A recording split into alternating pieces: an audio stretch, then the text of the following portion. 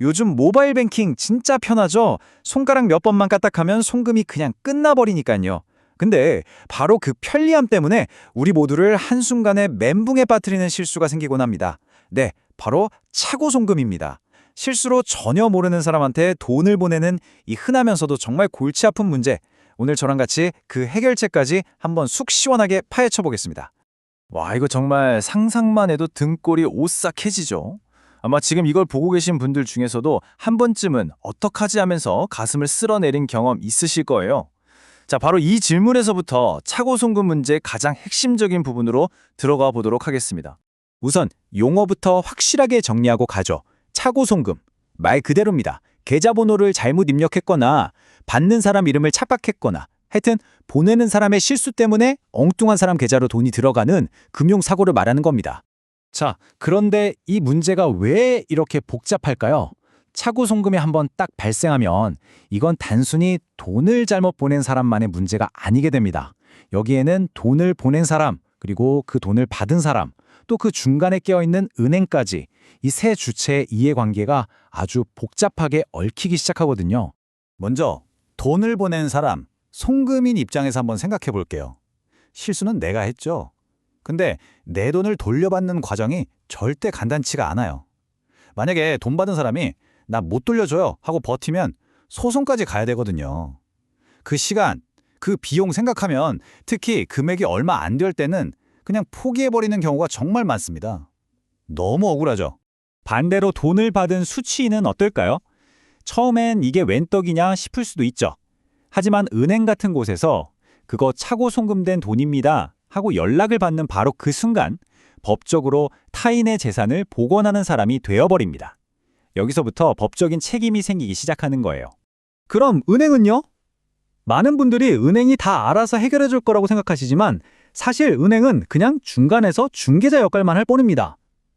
수취인한테 연락해서 이거 실수로 들어간 돈이니까 돌려주시면 좋겠어요 라고 요청하는 게 전부예요. 개인정보보호법 때문에 송금인한테 수취인 연락처를 알려줄 수도 없고요. 당연히 돈을 강제로 뺏어올 권한도 전혀 없습니다. 자, 이 표를 한번 보세요. 관계가 한눈에 딱 들어오죠? 송금인은 피해자인데 돈 돌려받기가 너무 힘들고 수취인은 갑자기 법적인 보관 의무가 생겨버리고 은행은 중간에서 중재는 하지만 강제할 힘은 없고 다들 각자의 입장은 이해가 되는데 바로 이 서로의 한계 때문에 문제가 제대로 꼬여버리는 겁니다.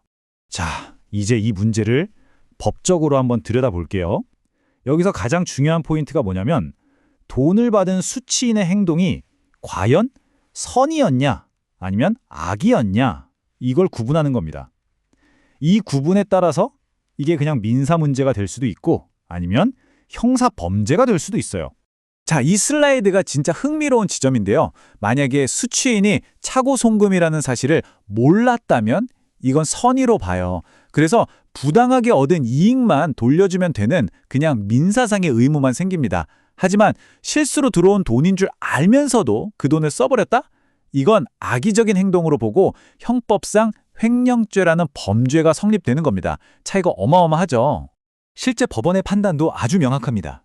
2021년에 나온 판례를 보면요. 수취인이 실수로 들어온 돈인 거 알면서 썼다면 그건 남의 돈을 가질 불법적인 의도가 있었다고 봐야 한다. 이렇게 못을 박았어요. 단순한 실수가 범죄가 되는 바로 그 순간이죠. 실제 사례를 한번 볼까요? 어떤 분이 920만 원을 실수로 다른 사람한테 보냈는데 돈을 받은 사람이 이 돈을 그냥 생활비로 다 써버린 거예요. 법원은 이걸 어떻게 봤을까요? 바로 악의적인 횡령으로 판단해서 징역 2개월에 집행유예 1년이라는 실형을 선고했습니다. 결코 가볍게 볼 문제가 아니라는 걸 아주 명확하게 보여주는 사례죠. 이렇게 복잡하고 개인한테는 너무 큰 부담이 되는 문제를 해결하기 위해서 다행히 제도적인 해결책이 마련됐습니다. 바로 차고 송금 반환 지원 제도라는 해결사가 등장한 거죠. 이 제도의 핵심은 뭐냐면요. 예금보험공사가 송금인을 대신해서 돈을 돌려받는 절차를 싹 다 진행해 준다는 겁니다. 개인이 혼자서 끙끙 앓으면서 겪어야 했던 그 복잡한 소송 과정을 국가기관이 대신해 주는 셈이죠. 과정은 이렇습니다. 먼저 돈을 잘못 보낸 사람이 도와주세요 하고 신청을 해요. 그러면 예금보험공사가 그 사람의 돈을 돌려받을 권리, 이걸 사들이는 겁니다. 그 다음에 수취인한테 연락해서 좋은 말로 할 때 돌려주세요 하고 잦은 반환을 요청하고요. 만약 그래도 안 돌려준다?